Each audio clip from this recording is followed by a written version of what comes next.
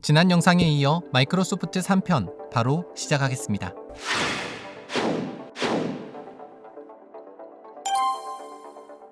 갑작스럽게 개인용 컴퓨터 부흥이 일게 되자 모든 컴퓨터 관련 기업은 앞다투어 개인용 컴퓨터 시장에 뛰어들게 됩니다. 그러나 컴퓨터 거대 기업 중 하나였던 IBM만큼은 초창기 개인용 컴퓨터 시장에 큰 관심이 없었다고 합니다. 당시 IBM은 이미 메인 컴퓨터 시장을 장악하고 있었기 때문에 개인용 컴퓨터의 인기가 한때일 것이라 간과한 거죠. 하지만 애플2, 코모도어 팻, 텐디 코퍼레이션의 TRS-80과 같은 대중적인 개인용 컴퓨터들이 시장에 출시돼 인기를 끌자 IBM은 자신들의 이 판단이 잘못된 생각이었음을 인정. 1980년대에 들어서 뒤늦게 개인용 컴퓨터 개발 시장에 뛰어들게 됩니다. 당시 쏟아져 나오는 개인용 컴퓨터 중에서도 시장을 꽉 잡고 있던 애플 컴퓨터를 집중 연구한 끝에 IBM이 차별성을 갖기 위해선 오픈형 플랫폼을 지향해 빠르게 시장을 선점해 나가야 한다는 전략을 세우게 됩니다. 당시 애플은 하드웨어와 소프트웨어, 애플리케이션까지 컴퓨터를 하나의 패키지처럼 통합형으로 만드는 것을 지향했지만 애플처럼 모든 걸 IBM이 직접 개발하기엔 물리적인 한계가 분명했고 시장 흐름을 빨리 따라잡기 위해서는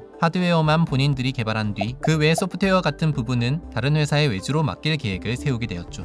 그렇게 개인용 컴퓨터를 개발하는 프로젝트를 체스 프로젝트라 부르며 개인용 컴퓨터 개발 연구를 시작하는 IBM. 체스 프로젝트를 맡은 팀장 잭 샘슨은 팀을 결성하자마자 운영체제를 공급할 회사부터 물색하게 됩니다. 그리고 당시 잘 나가던 디지털 리서치의 CPM에게 러브콜을 보냈지만 협상은 성사되지 않았고 이에 고민하고 있던 IBM에게 눈에 띄는 소프트웨어 회사가 있었으니 바로 마이크로소프트였습니다. 마침 최근 시애틀로 회사를 옮겨 접근성도 뛰어난 데다 당시 마이크로소프트는 베이직이란 언어 프로그램으로 매년 매출이 2배씩 오르던 기대주였습니다. 컴퓨터에서 심장과 같은 OS 개발을 담당할 중요한 일이었기 때문에 IBM은 재고 따질 것도 없이 빌에게 직접 전화 통화를 하게 되는데 당시 빌은 25 그리고 마이크로소프트는 성장세가 가파른 회사이긴 했지만 IBM에 비하면 작은 스타트업 회사에 불과했죠. 그런 IBM이 마이크로소프트와 직접 협상을 청해오니 꿈만 같은 일이었습니다. 게다가 체스 프로젝트의 팀장 잭은 당장 내일 만났으면 좋겠다고 말하며 적극적인 대시를 해오던 상황이었습니다.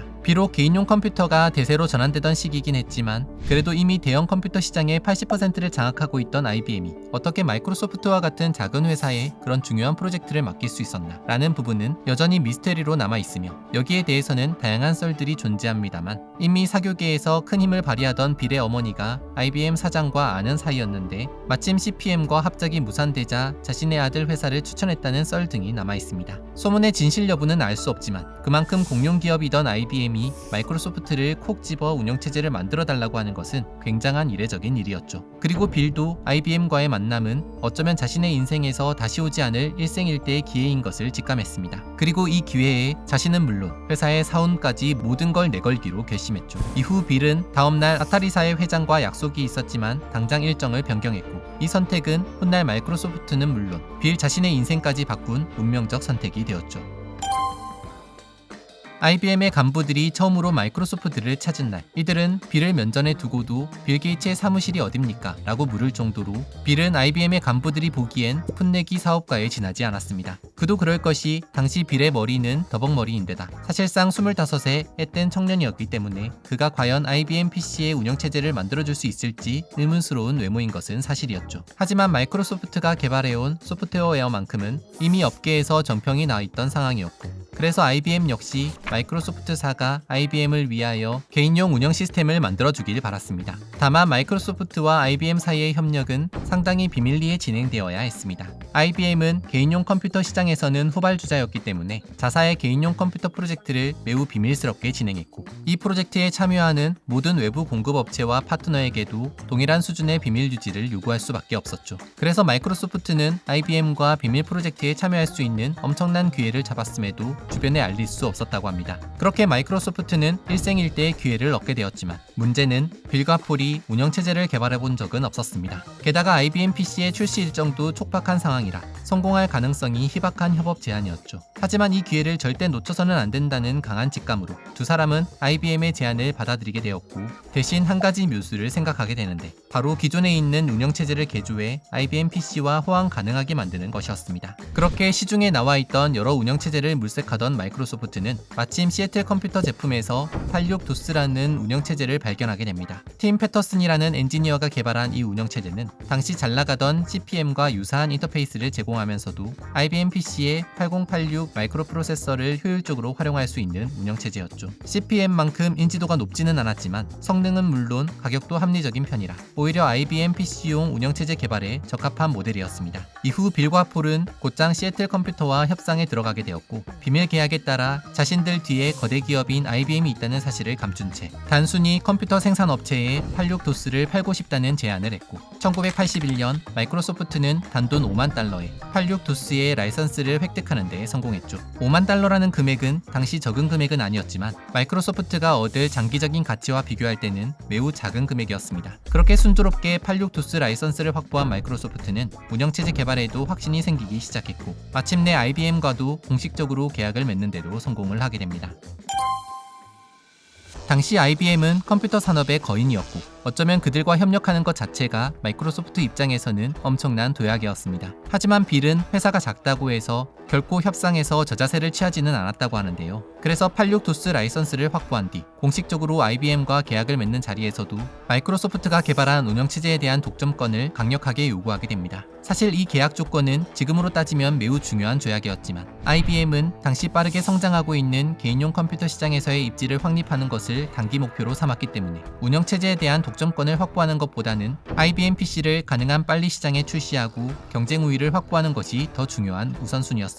게다가 개인용 컴퓨터 시장에 진입하는 데 있어서 소프트웨어보다는 하드웨어 판매에 더 중점을 두었기 때문에 훗날 IBM은 자사의 PC가 산업 표준이 된다면 IBM PC와 호환되는 다양한 운영체제와 소프트웨어가 시장에 존재할 것이고 그때가 되면 마이크로소프트를 대체할 다양한 제품들이 줄을 설 것이기 때문에 굳이 마이크로소프트가 개발하는 OS 라이선스에 크게 욕심내지 않았습니다. 하지만 이 계약 조항 하나로 IBM과 마이크로소프트의 앞날은 뒤바뀌게 되었죠. 대수롭지 않게 빌의 제안을 받아들이는 IBM을 보면서 빌은 IBM이 대단한 실수를 하는 것이라고 생각했습니다. 빌은 앞으로 점차 개인용 컴퓨터 시장은 하드웨어 중심이 아닌 소프트웨어 중심의 시장으로 변화될 것이라고 전망했기 때문입니다. 하지만 소프트웨어 중심의 시장에서 마이크로소프트가 최종 승자가 되기 위해선 우선 거대 기업인 IBM의 네임밸류가 필요했습니다. 그래서 어떻게 해서든 IBM PC 출시일에 맞춰 성공적으로 운영체제를 개발해내야 했죠. 하지만 그 과정이 쉬운 길은 아니었습니다. IBM PC의 하드웨어는 86도스가 처음 설계되었던 하드웨어와 다르게 구성되어 있었기 때문에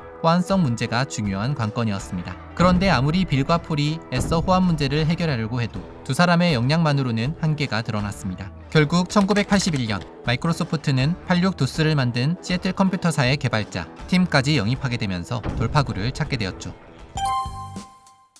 팀을 영입하기 위해 마이크로소프트는 비밀 조약을 깨고 사실 자신들 뒤에는 IBM이라는 거대 기업이 숨겨져 있으며 우리가 개발하는 이 운영체제가 IBM PC의 기본 운영체제로 탑재될 것을 팀에게 밝히게 됩니다. 이에 엔지니어로서 더 큰 시장에 대한 꿈을 가지고 있던 팀은 시애틀 컴퓨터사를 나와 마이크로소프트에 합류하기로 결심하게 되었죠. 그렇게 빌과 폴 그리고 새로 영입된 팀까지 합세해 IBM PC용 운영체제 개발은 비로소 활기를 띠기 시작합니다. 하지만 빌은 이 프로젝트를 진행하는 기간 동안 내내 살얼음판을 걷는 기분이었다고 하는데요. 아무리 팀을 영입해 운영체제 개발에 박차를 가한다고 한들 까다로운 IBM의 수준을 맞추는 일이 여간 힘든 작업이 아니었기 때문입니다. 그리고 만약 조금이라도 IBM의 눈에 거슬리는 일이 있으면 언제든 프로젝트가 중단될 수 있었기 때문에 어떻게든 IBM이 요구하는 수준까지 제품을 만들어야 했죠. 하지만 초기의 개인용 컴퓨터는 메모리와 처리 능력이 제한적이었기 때문에 메모리 관리, 파일 시스템, 입출력 작업의 효율성을 높이는 데 많은 어려움을 겪게 됩니다. 그나마 86도스의 기본 설계를 잘 알고 있던 팀 덕분에